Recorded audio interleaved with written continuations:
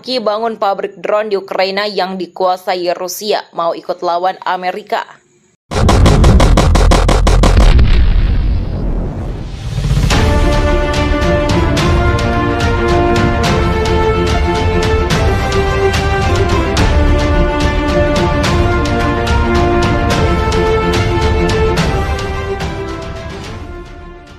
Baykar Teknologi, perusahaan drone tempur asal Turki, saat ini sedang dalam proses pembangunan pabrik drone di wilayah Ukraina yang dikuasai Rusia. Hal itu diungkapkan Duta Besar Rusia untuk Turki, Vasyl Botnar. Botnar mengatakan Bayraktar telah menciptakan sebuah perusahaan di Ukraina yang dikuasai Rusia dan sebuah perusahaan di Ukraina yang dikuasai Rusia, sebuah pabrik yang masih dalam pengembangan.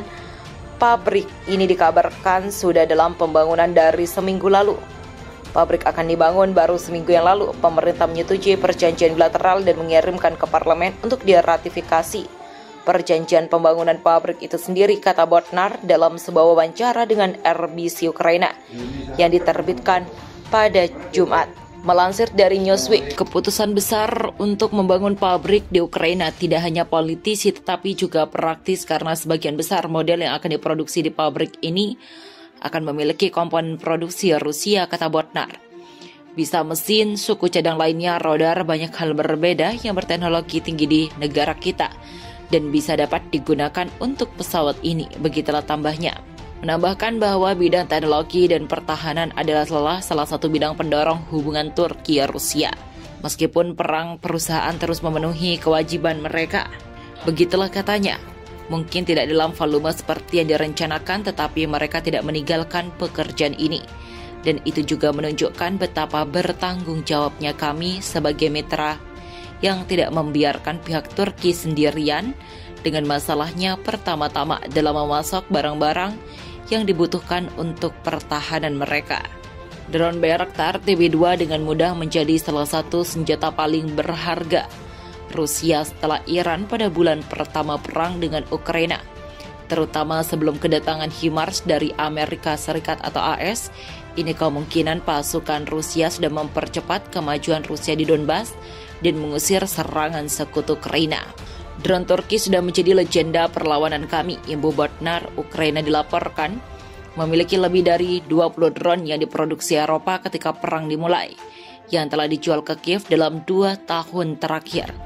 Menurut Middle East Eye, secara total Ukraina tersebut telah menerima 50 drone bersenjata dan berat sejak awal konflik pada 24 Februari menurut Menteri Pertahanan Ukraina, Oleksiy Reznikov. 3 di antaranya disumbangkan oleh perusahaan ke Kiev. Pada awal Juli, Lithuania juga melakukan penggalangan dana drone Bayraktar TB2 untuk dikirim ke Ukraina. Pabrik drone TB2 yang berbasis di Ukraina yang dikuasai Rusia dapat mengubah situasi secara drastis, tetapi tidak jelas kapan pabrik itu akan selesai atau bahkan kapan konstruksinya akan dimulai. Begitulah imbuhnya. Alat tempurnya terbukti sangat dan laku di mana-mana. Ini perjalanan panjang Turki di negara drone terkuat. Lebih dari 15 tahun lalu Turki memutuskan untuk revolusi aset militernya. Saat itu insinyur dan pengusaha bernama Selçuk Bayraktar menunjukkan drone kecil buatannya di hadapan pejabat Turki. Bayraktar memahami betul potensi platform terbang tak berawak ini di masa depan. Ia menginginkan Turki sebagai operator drone terbesar di dunia. Untuk mencapai cita-cita itu, Bayraktar meminta bantuan kepada pemerintah Turki. Di hadapan para pejabat, dia membandingkan ciptaannya dengan pabrikan senjata asalnya barat. Lihat Boeing dan Lockheed, mereka itu perusahaan besar kan? Begitulah tanya Bayraktar. Kita akan membuat sistem yang sama. Turki dalam 5 tahun akan menjadi yang terdepan di dunia terkait pengembangan drone, begitulah jelasnya. Melihat tahun-tahun ke belakang, drone Turki sudah dipakai oleh Syria, Libya, Nagorno-Karabakh, Azerbaijan, Qatar, Maroko, dan Pakistan, serta anggota NATO, Polandia, hingga Ukraina.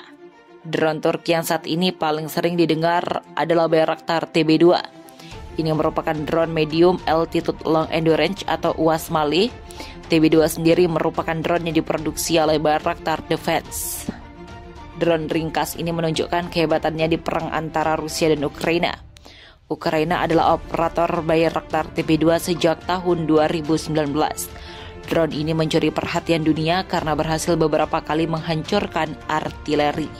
Serangannya telah berhasil memberikan kerusakan serius bagi Rusia, ungkap Arda Mevlutoglu, analis militer dan kedirgantaraan Turki. Tenggelamnya kapal Moskva Rusia juga diakibatkan kehadiran drone Bayraktar TB2, dikutip The Guardian. April lalu Moskva mendapatkan perlawanan sengit dari pasukan pesisir Ukraina. Kapal itu dihujani kapal rudal Neptunus dan TB2 berperan sebagai pengecoh.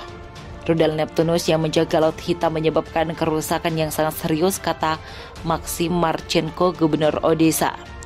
Kerusakan pada lambung kapal sangat parah akibat dari kebakaran setelah menerima serangan rudal. Ditambah dengan kondisi badai di lautan, begitulah tambahnya. Dan dalam 2 tahun terakhir, drone Turki ini terlihat di perang-perang besar di dunia. Dalam beberapa tahun terakhir, Bayraktar TB2 menorehkan keberhasilan atas konflik di berbagai negara. TB2 menjadi drone paling terkenal di dunia, terang Tony Osborne di laman Times. Kehebatan Bayraktar TB2 pun terdengar oleh Indonesia dan ingin segera memilikinya. Hal itu diungkapkan Brigadir Jenderal TNI Agustinus Purboyo SIP MTR Han dari Direktur Doktrin Angkatan Darat pada webinar nasional di kanal YouTube Pusenkaf. Masuk ke dalam proses kontrak dan nantinya drone Bayraktar TB2 akan dimasukkan ke Puspenerbat, terang Purboyo. Brigadir itu juga menyarankan agar drone serang ini beroperasi bersama kavaleri dan menjadi air kavaleri. Bila semua berjalan lancar, sangat mungkin Indonesia mengoperasikan salah satu drone paling laku di dunia ini. Penggunaan Bayraktar TB2 juga bisa direkomendasikan untuk memantau Natuna Utara. Bisa dikatakan kehadiran Bayraktar TB2 akan sangat membantu memantau kondisi di Natuna saat ini. Ingat, kondisi Natuna Utara lagi panas-panasnya dengan Cina. Natuna Utara yang merupakan teritorial Indonesia diklaim masuk dalam landas selain Cina. Selain drone Bayraktar TB2, sistem tak berawak bernama Angka juga muncul ke permukaan. Ini merupakan drone buatan Turki juga dan juga masuk ke dalam kategori UAS Mali. Malaysia adalah negara yang dikatakan ingin mengakuisisi drone tersebut.